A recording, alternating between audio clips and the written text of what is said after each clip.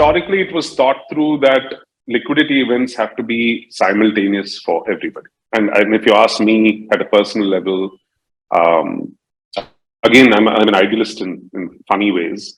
So the idealism in my head says that if the investor wants liquidity, I should get it alongside founders and employees as stakeholders, right?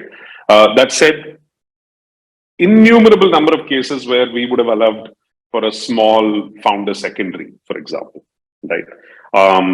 Or a one-time lump sum bonus for the founder. So what are you acknowledging? That the founder needs to, work their butt off for 4, 5, 6 years. They've not seen any incremental liquidity. One big event has finally given them, the market has supported their new growth phase and rewarded them with a reasonably big round. So fundamentally, please get me right, that that it has to be accompanied by that market validation, right? Suddenly, I will not endorse some random 1 crore surplus sitting there going towards ESOP liquidity, right? So it has to be market validating that, hey, a new phase of growth has begun, and I'm willing to take a boatload of risk on you, far more than you've raised ever before.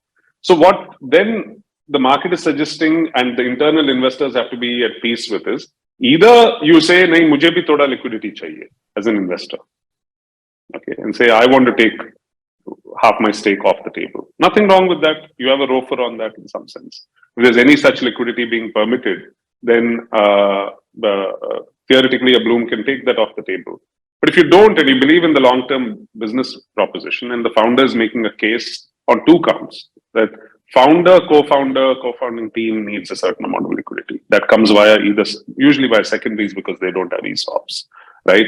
And they say that my team needs a level of motivation. They've been working very hard 3, 4 years. We were, relegated to the boonies in terms of nobody looking at us, and we have not been able to give massive pay hikes. And suddenly, I believe that we should reward them. And I think it's a happy mechanism through which liquidity is being provided in India, in Indian startups. And the absence of that IPO and M&A event has meant that you have to keep the troops motivated and sell them the bigger picture. So it enables 2, 3 different things, I think. It essentially shows that we have reached a milestone. So it's a milestone marker. It's great to get some validation of that milestone. It is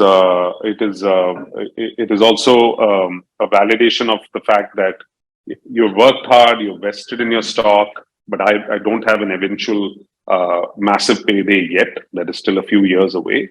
But not to worry, if you continue with us on the journey, I'm willing to give you some signal to you with some liquidity. The challenge is always the principle of fairness. When you offer that, it probably has to be offered to everybody on a similar basis.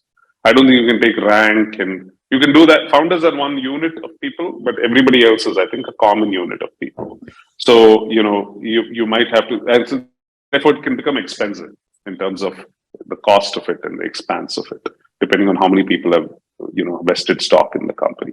So I've seen it fairly, to put it bluntly, I've seen it as a mechanism to actually convert some of that equity on paper value to a large one-time bonus payout, right?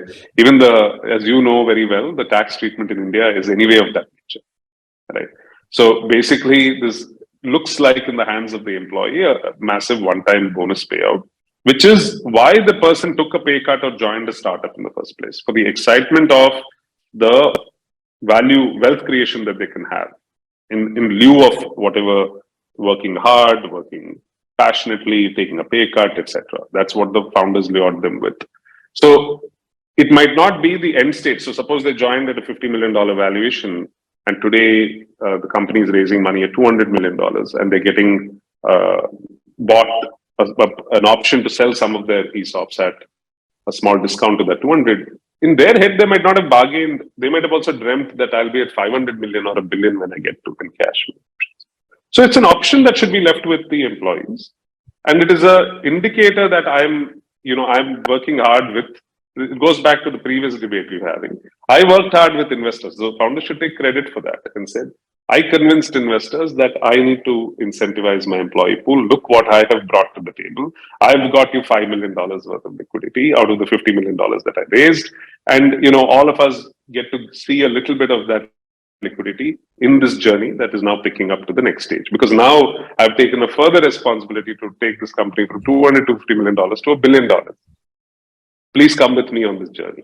So the value creation that you created in absolute terms was all this while 150 million, but now from here you're going to create $750 million of value. So, you're selling that upside, but you're also telling them there's a much tougher battle. So therefore this reward is like muted, right? The big reward is still at the end of the rainbow. So basically, I think as long as it's a fraction of their total equity commitment to the company, as long as fairness is applied across everybody, as long as it is simple enough that you say X percentage of your vested equity, it takes care of longevity in the firm, right? Somebody might have spent 2 years, somebody might have spent 4 years, but all that is normalized.